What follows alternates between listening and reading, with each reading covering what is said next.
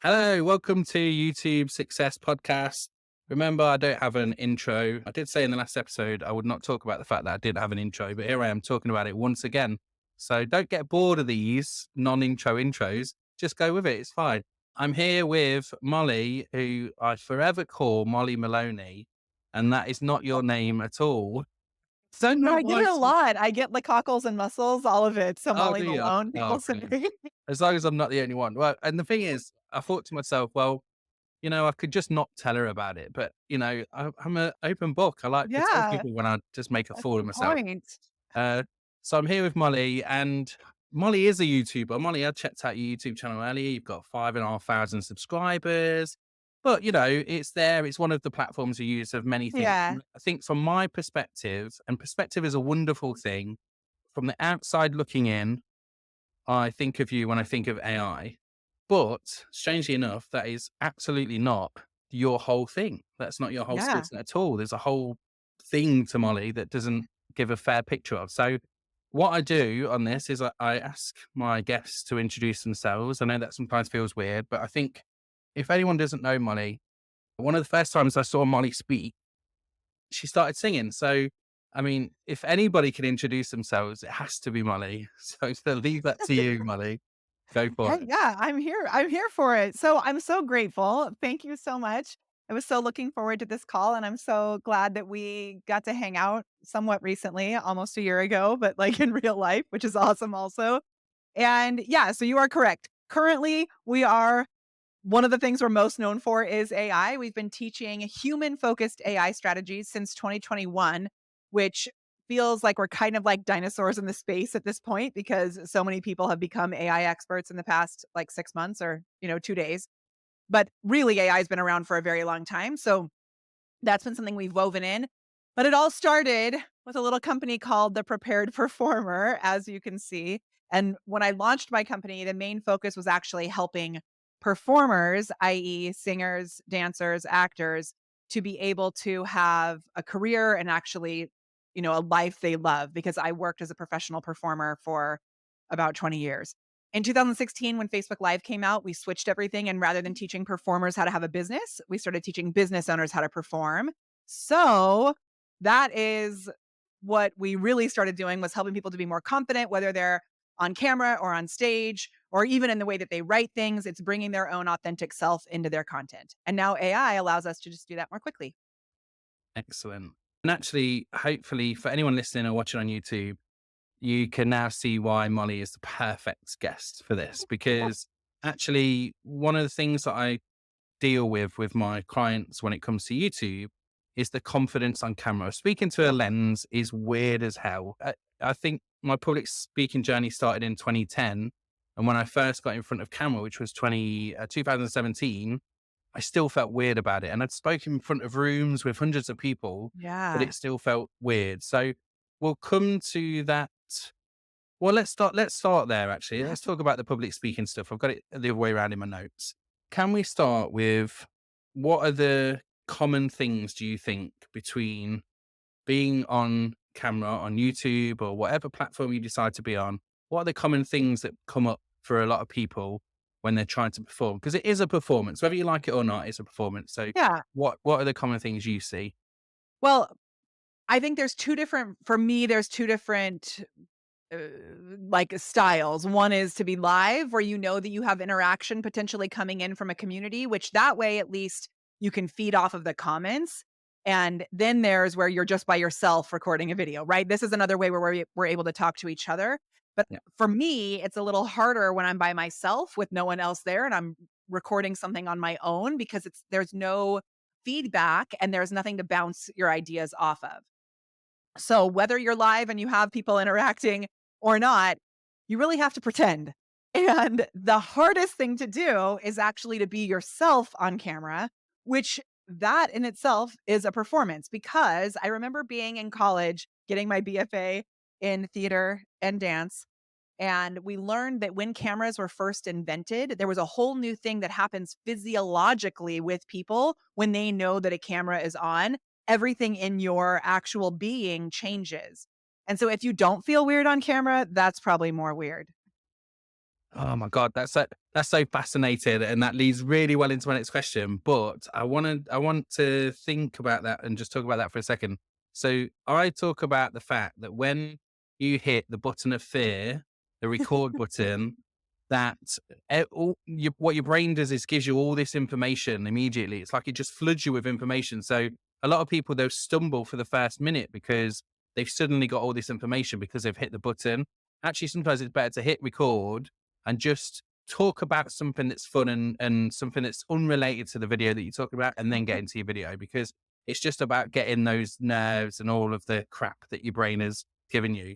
And the reason why it leads nicely to the question, and hey, I'm going to tell you, by the way, normally with everyone else I've spoken to so far, I told them what the questions are, and I just realized I've not told my other questions. So the other thing I'll Oh, tell you is I about, like better without knowing because I really well, like the this improv. is the thing, right? And the thing about being a performer is what makes a good performer, a good public speaker, is being able to continue when stuff goes wrong. And I've been in Amen. loads of situations like that where my slide deck doesn't work or the projector doesn't work, the tech just fails. We used to in the tech world, it was like you'd have to sacrifice a lamb to the demo gods because the demos would always fail, you know.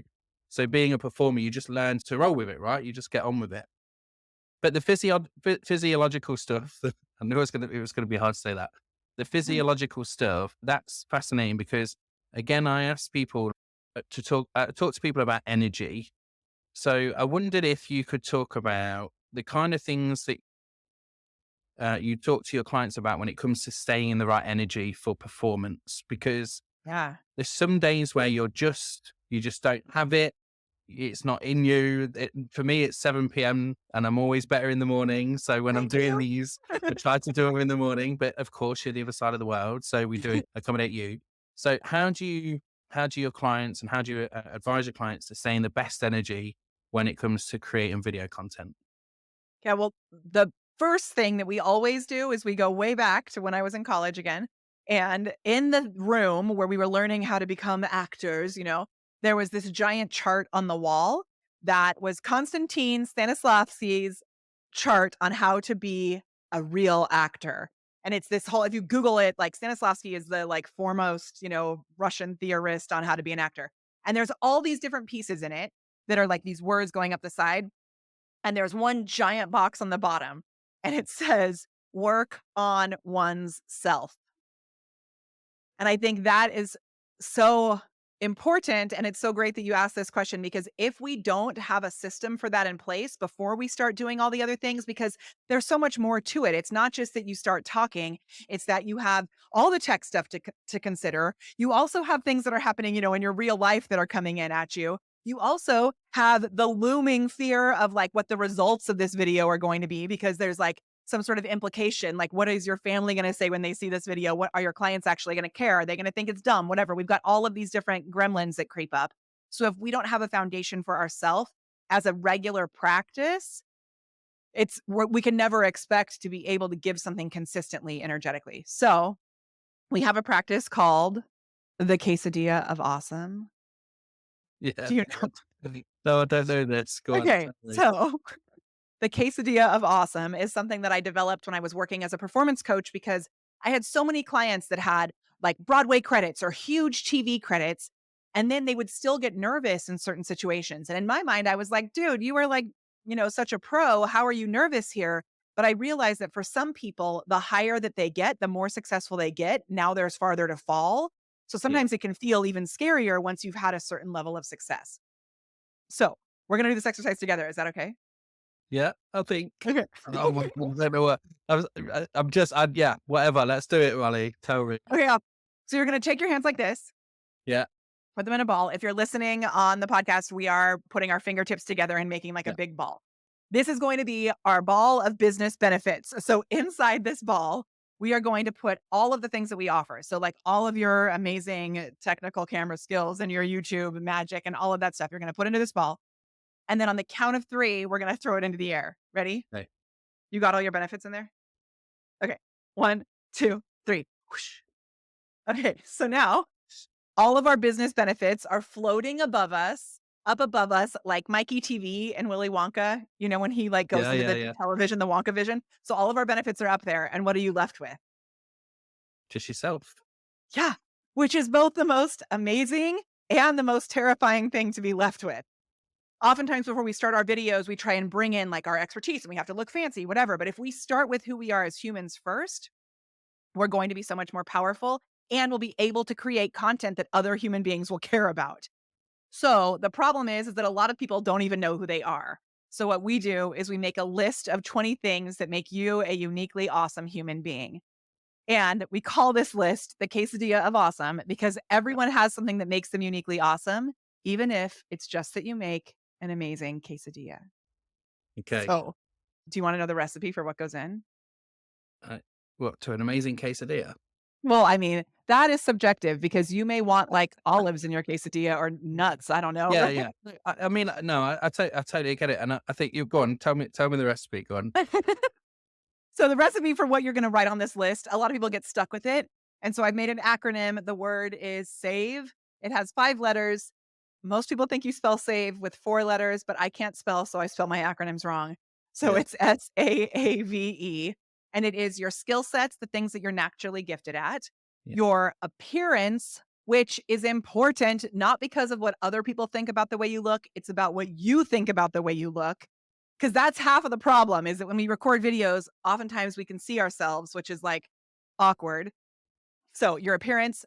The next one is your activities, so things that you love doing that are separate from your business, which then you can connect with other human beings about as well. The next one is your values, and so those are the things that really matter to you as a human being. At our company, we stand for joy as a fierce form of activism. If you're not willing to have fun, you're not gonna be a good fit in our community. And then the final thing is E, which is for things you like to eat. And so yeah. this is I'm glad that's there. I'm glad that's there. it's and that one's really it seems silly, but it's actually such a great way to bring about a common denominator that we all can, either agree on or disagree on. And so what I like to do is find food that's polarizing that you either love or you really don't like. And when you weave that into your content, it's like the secret for unlocking the algorithm, which is really awesome. Yeah, and now it all makes sense about the Brussels sprouts. It all Okay, makes so sense. that I wasn't sure if I was going to bring it up, but you Well, teed it up. So here we too go. late. If you want to unlock all of your social media, especially on Facebook, all you have to do is write these 5 words: Brussels sprouts, yes or no, and watch the magic unfold. So I love Brussels sprouts. And because of that, let me show you something. I'm disappearing. Oh, it's not there. I had this, usually it's like right there. I had this dish towel that 4 people have sent me in the mail that says every day I'm Brustlin. Yeah, yeah, good. I like that. And the thing So is, the great thing was, so the story for me, my view of this story, the first time I saw it was at Atomicon last year, and of course, in my world, I've gotten connected with a lot of the Atomicon attendees, and so we all did this thing, and of course, loads of people beyond Atomicon said, "You must be with Molly." And I think actually the great thing about that is it's like a testament to somebody's. You've talked about that save the acronym, but it's a testament to what people remember you as. Like these little things. Mine's clean your lens. I say that all the time. Once a month, I put it on my status, and people now repeat it back to me when they see me. But that is how you create an audience that understands who you are and what you stand for, and all of those kind of things. So all of and it those, can be as silly as Brussels sprouts, but yeah, it's true yeah, because 'cause I've totally, been yeah, teaching that tip for, like, 7 years now, yeah, and so now what happens, like, at Atomicon, I taught that, everybody wrote Brussels sprouts, yes or no, and then other people, like you said, start commenting, "You must be with Molly." Like, it works. It's sticky. People send me pictures of their Brussels sprouts. When the holidays come up, they send me, like, fake Brussels sprout Easter eggs or whatever, so and the funny thing is, like, when you're at school, or certainly when I was at school, there were certain things like that about yourself that would be taken the mickey out of, or people would not like or use against you or whatever. And actually, I find that they're the uniqueness of a person that becomes the thing that people love in the end. At, I at school, you're just trying to figure out and you all kind of work each other out. But by the time you become an adult, if you can just stick your stake in the ground and say, that's who I am, this is what I like, this is what I don't like, people love that about yeah. you, right? They love it, and then if you can get better and be even more brave to be able to really claim that, what I love to do is I love to look at this list and then take your fingers and you tap your fingers on your chest. Okay, so I think you did this at Atomic Comment. Will you do it with me? Yeah. Okay, you're gonna tap your Yeah. fingers on your Okay. I get chest. it. Yeah. Okay. You guys, you're looking at the list, and then you're gonna roll your shoulders. This is how you get the energy, right? You're looking at the list, you're rolling your shoulders, and then you're gonna take a big breath and you're gonna go, mm, mm, mm, mm, mm. Yeah. Mm. Kind of downstairs. So I call this the money dance. Yeah. And so you do that money dance before you go live or before you write a post. And every time I do it, it feels so good. You bring more of who you are into Yeah. yourself before you show up. Yeah. I definitely didn't know what I was getting into with this, did I, Molly? Good. Excellent. Well, and the thing is, the thing that I love about this is because you do the performing arts stuff and the way you bring that into what you do, you make it feel okay.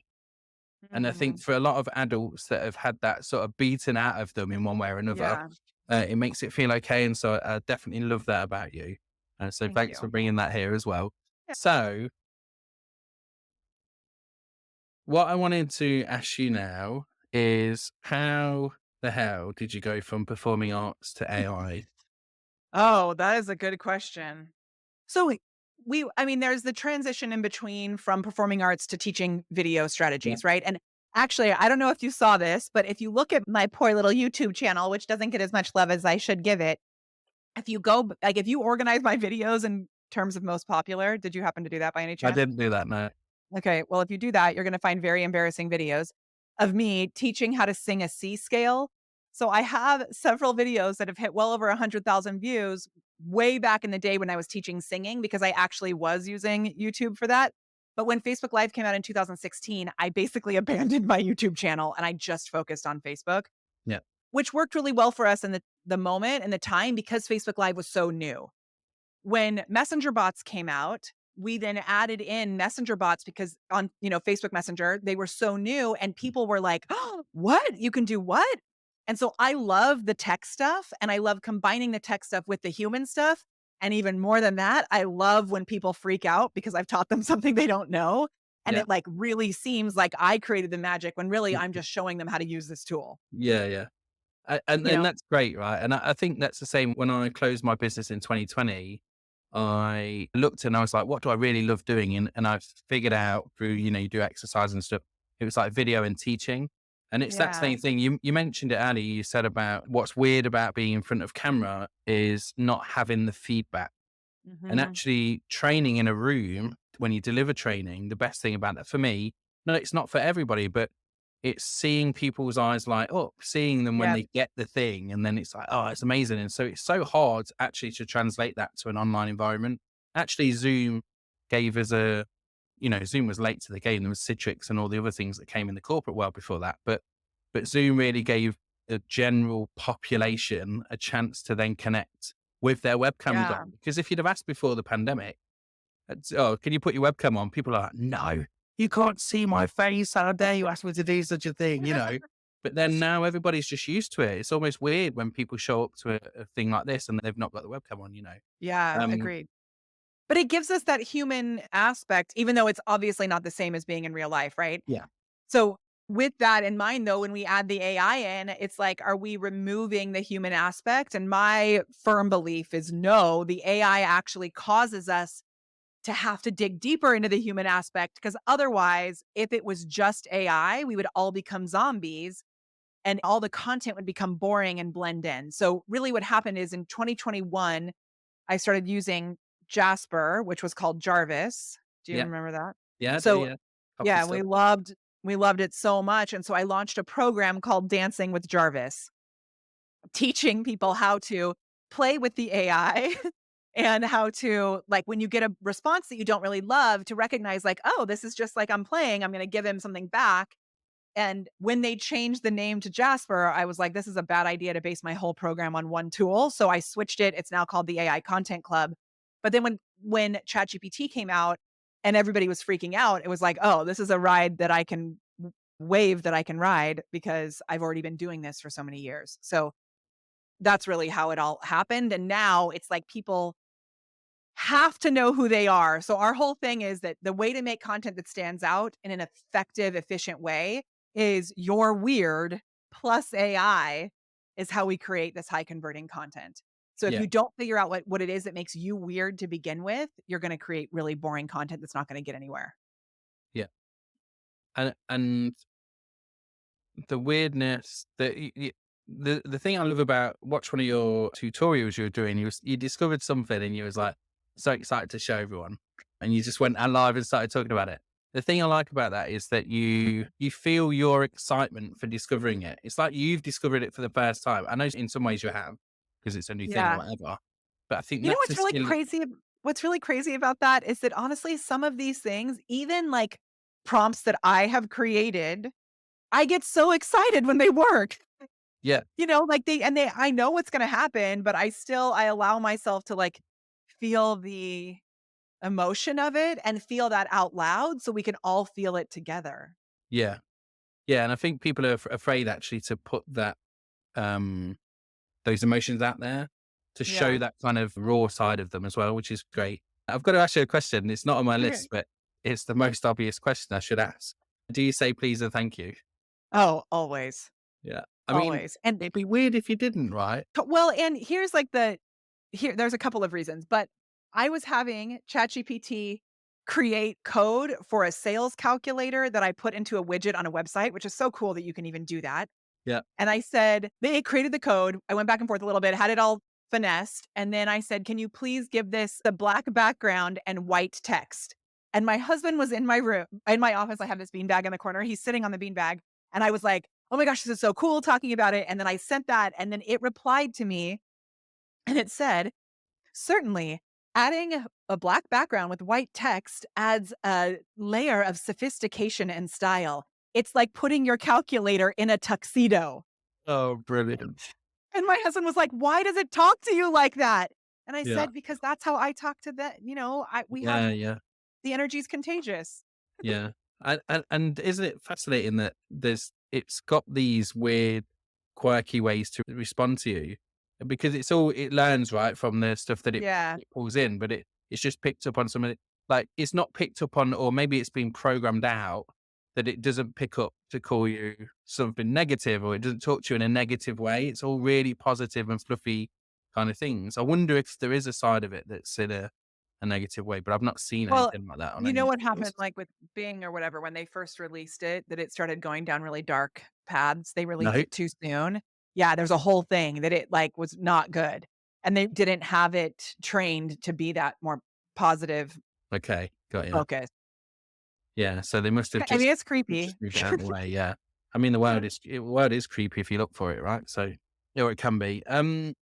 Okay, so, what are you using AI for at the moment? I think a better question is what aren't you using AI for? I'm just kidding. I'm Yeah, just kidding.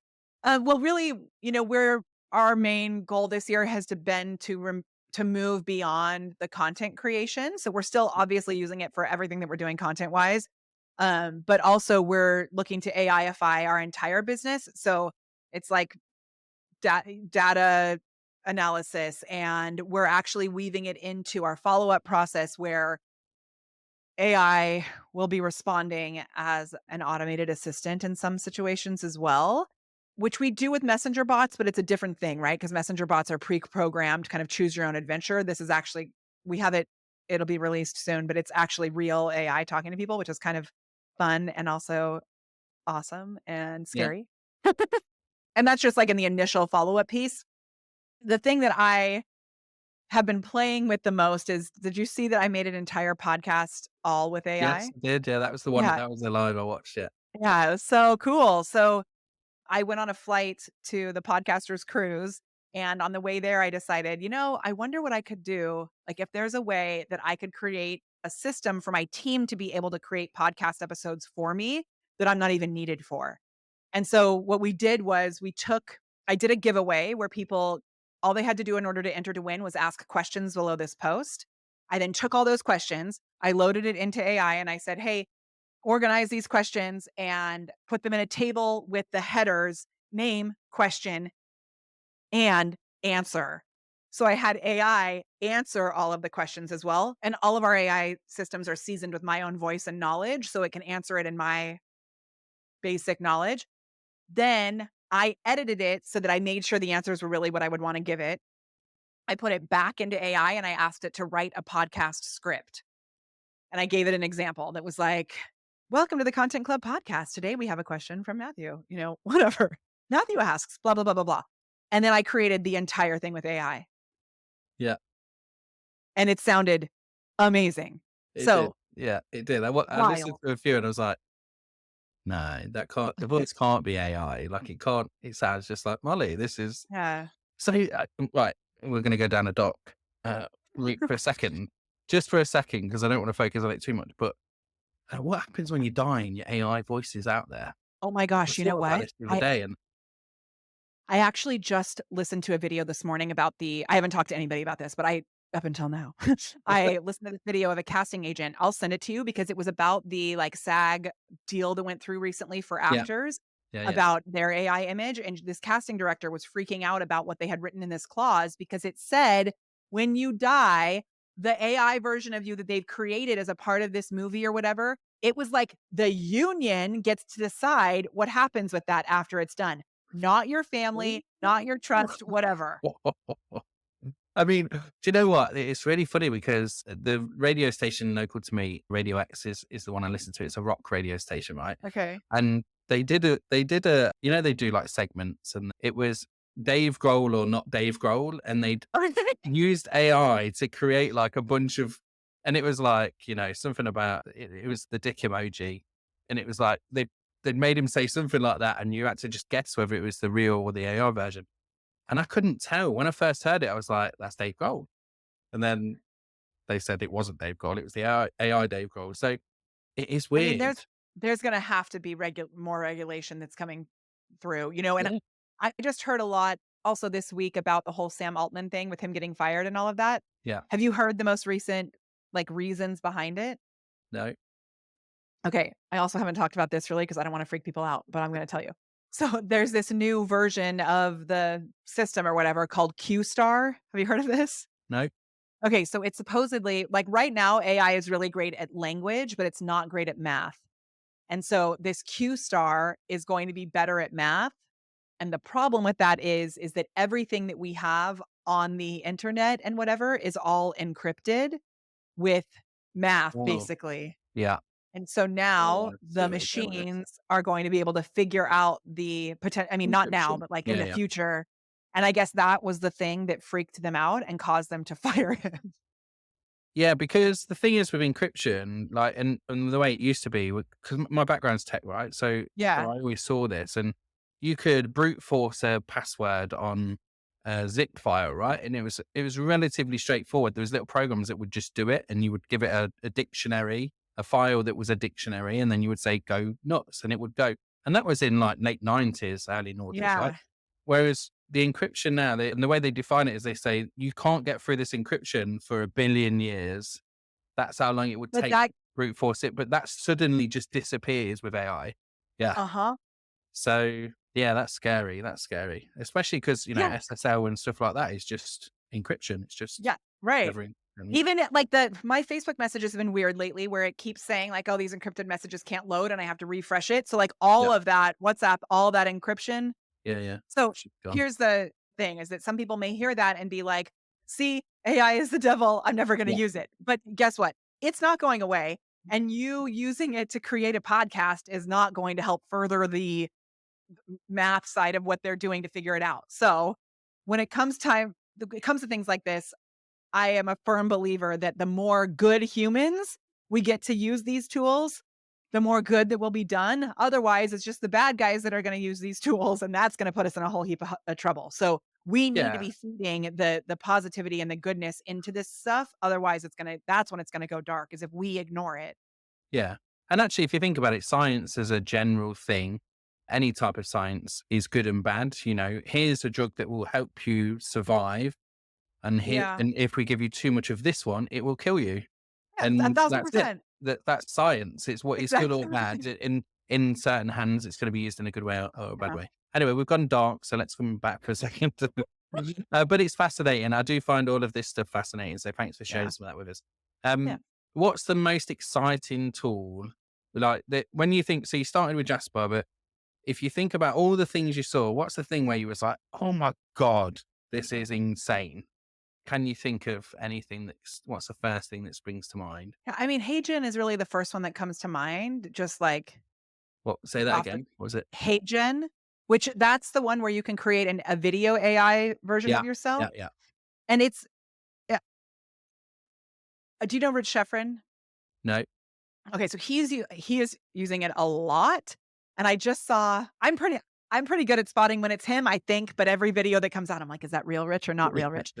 And I noticed I meant to message him about it yesterday, but I think he did a short recently with the camera angle coming from the side and from the front, and I think he has a side angle AI as well as a front Really? angle Wow. AI. So and it's all his team doing it. They're mixing forward-facing content, a lot of B-roll, side angle content, but I swear the human parts of it are not human. Yeah. And it looks just like him. Like, I don't have anything that I can, like, show right here, I don't think, but I don't you've seen, like, the video ones where I have Yeah, video of yeah. Have you my seen yeah. do you know Austin Armstrong? Did you Oh, meet him? yeah. And yeah.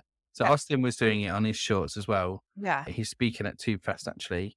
And I find it fascinating. I mean, you can kind of tell in his, but I think you put a bit more effort into it, and I think it will not be Yeah, so obvious. I've only used the cheapest version of it. There's ones that you can pay to have it make it look even Yeah, better, yeah, like, overnight. The main thing is when you first start using it, you have to record some of yourself to go into the camera, and then yeah, you record 2 minutes, which it's awkward to record yourself for 2 minutes without a real purpose. yeah. Record 2 minutes, but the first time I did it, it said to close your mouth in between your sentences. Don't do that, because I went, "Hi, my name is Molly Mahoney. This is my AI avatar." And then that's exactly what my avatar looked like, which is not how I talk. Which is not it at all. No. So Yeah. I did it again and I used my hands a lot and I said, "Now I'm moving my hands. Now I'm looking off to the side. Now I'm biting my lip because that kind of looks weird." Like I did things like that and it does that. It looks down, it does these things within the video. Yeah. Nice.